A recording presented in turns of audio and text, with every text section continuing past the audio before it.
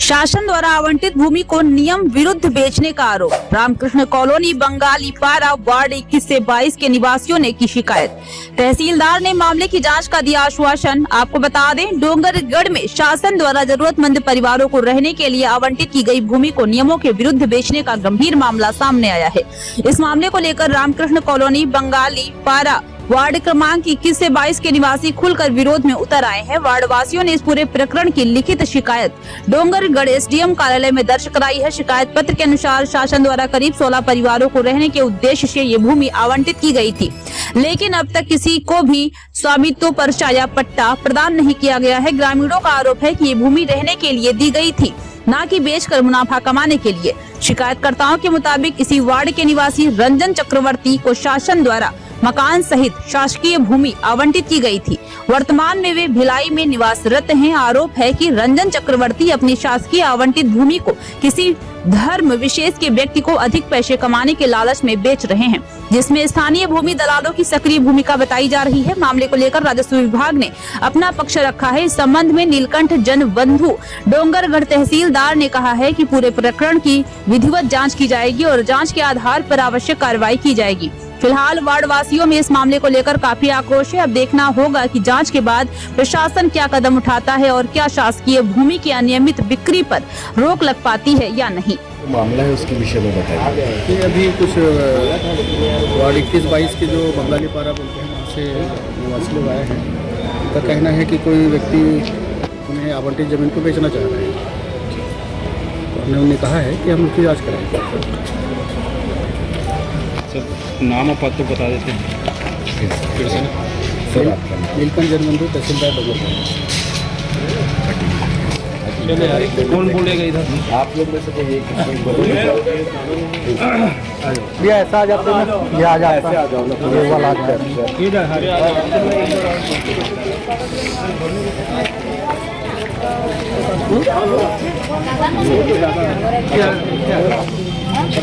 पीछे आ जाओ, पीछे आ जाओ। ठीक है ना, हो गए रेडी। क्या मामला है भैया? क्या किस बात का विवाद हो रहा है? किस चीज़ का विवाद है भैया? ये सरकारी आवंटित ज़मीन है जो कि गवर्नमेंट ने हमें रहने के लिए दिया हुआ है। अब क्या है, कुछ लोग यहाँ से दूसरे जगह में ज़मीन जायदाद खरीद लिए हैं, लेकिन गवर्नमेंट का परमिशन तो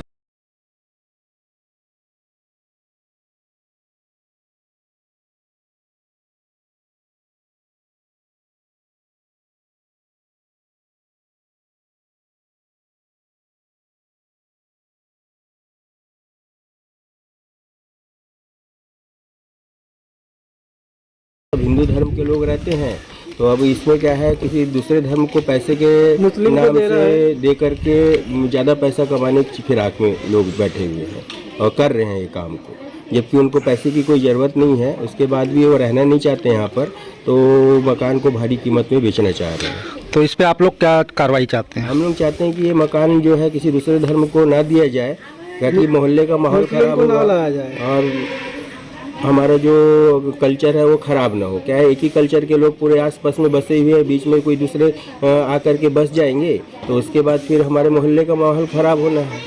इस वजह से हम लोग क्या है, चाहते हैं कि ये मकान को, मतलब हालांकि ये गवर्नमेंट का है, बेचने का अधिकार उनका है नहीं, तब भी वो कैसे बेच सकते हैं और दलाल लोग कैसे दलाली करके इसमें कमीशन खा सकते हैं। हमारा बस सवाल यही है। ना पट्टा है, ना कागज है, ना पर्चा पट्टा है, ना कुछ है। अभी तक स्वामित्व का अधिकार हम लोग को मिला नहीं है। तो जब स्वामित्व का अधिकारी नहीं मिला है तो फिर ये कैसे ज़मीन को बेच सकते हैं? हमारी आपत्ति यहीं पर है मेन। प्रशासन से आप लोग? प्रशासन से मतलब हम लोग सहायता की उम्मीद करते हैं, कुछ मदद करे और इनको रोक लगाए, ना बेच पाए, कमीशनखोरी ना हो। कहीं लिखित शिकायत? लिखित शिकायत हमने अभी थाने में किए हैं। अभी एसडीएम ऑफिस जा रहे हैं एसडीएम के पास शिकायत करने की। तो इसको लेके रोष व्याप्त है? रोष बहुत ज़्यादा है। क्या है, वो पूरे मोहल्ले वालों से उनका बनता नहीं है। जो भी कारण है, पहले पुराना कारण है, उस वजह से वो इस तरह का तमाशा कर रहे हैं। जबकि हमारे मोहल्ले से और भी 4-5 घर जो है दूसरे जगह कमाने गए हैं, उन्होंने भी अपना मकान बीचों बीच मकान है, हमारे मोहल्ले के बीचों बीच मकान है। और हम ये नहीं चाहते कि हमारे कल्चर के बीच में कोई दूसरा कल्चर आकर के हमारे कल्चर को डिस्टर्ब करे या जो भी है। परेशानी तो होगी, चाहे उनको हो चाहे हमारे को हो। इस वजह से हम लोग इस मुद्दे को उठाए हैं और हम चाहते हैं कि उस ज़मीन की बिक्री को रोका जाए किसी भी हाल में। और जैसे नहीं ज़रूरत पड़ा तो हम कुछ भी करने के लिए तैयार हैं। और जैसे ये आपकी मांगे पूरी नहीं होती उसके उपलक्ष्य में क्या किया जाएगा फिर? अगर जो भी बन पड़ेगा वो करेंगे सर, मरने मारने पे तैयार हैं अब तो हम लोग, क्योंकि इसके अलावा हम क्या है वो बेच के यहाँ से चले जाएंगे, बाद में हम यहाँ पर भुगतते रहेंगे। तो ये हमने वैसे भी मरना है, ऐसे भी मरना है। आमरण अनशन करना पड़े तो वो भी करेंगे हम, रोड जाम करना पड़े तो वो भी करेंगे हम, जो बन पड़ता है सर वो करेंगे। नाम बताओ जी आपका नाम? मेरा नाम है आशीष बनी। किन की संलिप्तता इसमें बता आप लोग? इसमें ये हम लोग सब मोहल्ले वाले मिल कर के आंदोलन कर रहे हैं और प्रोटेस्ट कर रहे हैं। और आपका जो मकान बेच रहे हैं, जो बेचना चाह रहे हैं, जो मकान मालिक एक्चुअल में मकान मालिक नहीं है, उनके स्वामित्व का है नहीं ज़मीन, लेकिन इसके साथ में कुछ डोंगरगढ़ के बड़े बड़े नामचीन दलाल लोग भी शामिल हैं, जिसमें राम कृष्ण कनौजिया भी शामिल हैं इसमें। और उनके साथ में 2-3 और दलाल लोग शामिल हैं जो भारी मात्रा में पैसा कमाना चाहते हैं। और ये सरकारी संपत्ति है जो हमको खाली रहने के लिए दिया गया था, ना कि बेच के पैसा कमाने के लिए दिया गया है।